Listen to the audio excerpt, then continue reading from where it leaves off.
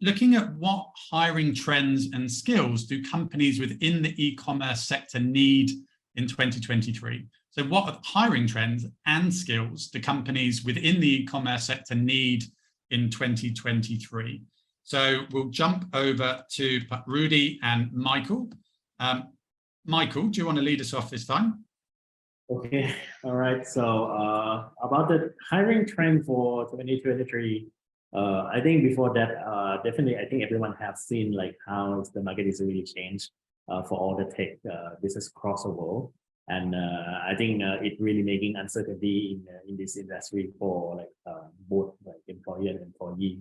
But again, I think it's about like the transition of like, because we have to really admit also in past 10 years for all the tech industry, actually the speed of like penetrate is really like really high compared to other industry, because we're talking about like 10x, 30x, 50x from lots of like companies. So that's is also the reason of like the hiring is really growing very fast.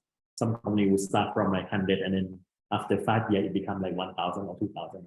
And definitely we can see like most of the big company like tech company in China is already surpassed like 400,000 staff in one country already. So I think the thing is well, I think the trend, the speed of hiring would be slower, because now it's more to moving toward the efficiencies, and also it's about the consideration about the right size and the right structure of the company. Because in the past 2 years, I would say that if from my perspective for Southeast Asia and Thailand specific, with the pandemic, actually, it's kind of like having the tailwind to really push the transaction, the order, the consumer, the acquisition, everything is going faster than predict. And then with that, most of the players would really invest and expand really fast. But now it's already, I would call it's endemic. So people are still living with it, but yes, they have evolved in terms of like shopping behavior that disrupt the business. And then it's coming to the hiring momentum. Actually, it would shift from like quantity to quality. And actually, I would also say that the trend would be that it would be the time to really define from the organization what is really a must talent to have and what is nice talent to have. Something maybe is very like technical or very specific skill. Yes, it's really like difficult to find in the market, but it would be the question that how frequent or how impact of not have this person in-house would impact the business. Because I think it would be really moving toward on that, okay, looking for the role that have combination of tech and commercial, because we have to admit also, because I would say for me, I coming from 10 years of FMCG, which is like, I build my commercial environment experience. We are growing with number, but when we looking at another territory like digital and tech, it's going more with like more like feasibility, possibility, and then trial and error, right? So I think now is the time that is have to find the way the talent who are understand the dynamic of the digital, the tech, the speed, the penetration, but of course also coming with the financial discipline, coming with commercial sense on, okay, it's not about only invest and then expand and then growing only the transaction, but how to grow also the P&L. So I think this would be the hiring trend that I think the tech industry still will come with more opportunity for quicker like position, but the speed would be slower, and also in terms of like the aggressiveness of expansion would be also slower. Yeah. Fantastic, thanks, Michael. Just before we hand over to Rudy, just a quick reminder for everybody out there, we've got several questions coming through, which is great to see. If you do have any burning questions, topics that you want to understand further on, please do add your questions to the Q&A box, and we will get through as many of those as we can at the end. Any ones we can't answer, we will pass on, and they will be able to engage with you directly at a later date. But last but not least, Pat, Rudy, over to you. Thank you. So in the past 6 months in Indonesia, we've been seeing an increasing talent pool because of various layoff from the tech startup, especially. I see 3 things from this. Number one, in terms of the talent pool itself, we see a gap the price has not been very good. The salary level compared to the experience and the capability, there's a huge gap. So to take talent, for me, myself, when we trying to hire people, we look into three things: whether the person have the adaptability, the drive, and the persevere. We see there's a gap on those three based on the talent that we have in Indonesia.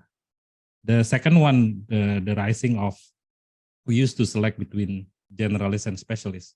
Now, to be a marketer, you're not only good with branding, but you need to be able to do digital marketing. You need to be able to have sales acumen.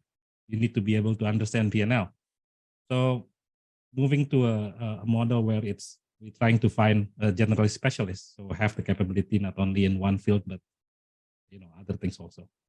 The third one is, we see that because the good talent becoming more expensive, and we need to look whether we hire for short term or long term, because the deal is right now, people who move, for example, when I was in Reckitt, what was missing was they're looking for challenges different than my generation, because I looking for settle. I'm trying to settle. Of course, I want to achieve and perform more, but they're looking for acknowledgement. They're looking for something that they can look forward to. So when we are hiring for long term, make sure that the planning, the succession pipeline, the development is well prepared, even before the person is on board. So those are the three things that I experienced so far. A generalist specialist, that is a new one. So that's something. Yeah, another one is right now to hire people and say we work 5 days a week at the office is not making people interested to work with us. No, I think Elon Musk is realizing that quite quickly with Twitter. But yeah, there's a lot of people whose ideal of work has changed a lot. And I think, certainly for the better for a lot of people. Yeah, it's fantastic to see this, that the changes in hiring, how people are hiring, why people are hiring, companies getting smarter with their interview processes, and then retaining those staff with all of this competition in the market. It's getting more and more difficult. So companies and individuals have to get smarter and smarter around not just what people need, but what they want. And it's a very, very interesting time. Obviously, if anyone needs help with their hiring solutions, whatever they may be, please get in touch with us. Empresario and Munro are here to help, whether you're upsizing or downsizing. This is an area that we love. So please get in touch. Okay, let's touch on the highlights, and then we are over to our Q&A section. So key highlights, what we're seeing here. So generalist versus specialist. It's a new term coming out, but having those convertible skills and what we used to call wearing multiple hats is very, very important now. That kind of entrepreneurial type of mindset and work focus is more and more in demand. Certainly what we're seeing from our side. Specific blends of skills are in demand. Retention remains a big challenge with so many jobs out there, the advent of LinkedIn and its massive adoption now globally, changing job, finding new jobs, getting new offers. The top talent are in very, very high demand. So it creates bidding wars. How do you keep those people at your business? It's a big question. And finally, remote hiring will stay in trend. So it really opens up possibilities for companies when they don't just need to hire people who are in their vicinity. Being able to hire people remotely brings on lots of new challenges as well. How do you build culture? How do you build retention when you're not around people every day? There's lots of new problems that come from that as well. But some really interesting key highlights there. So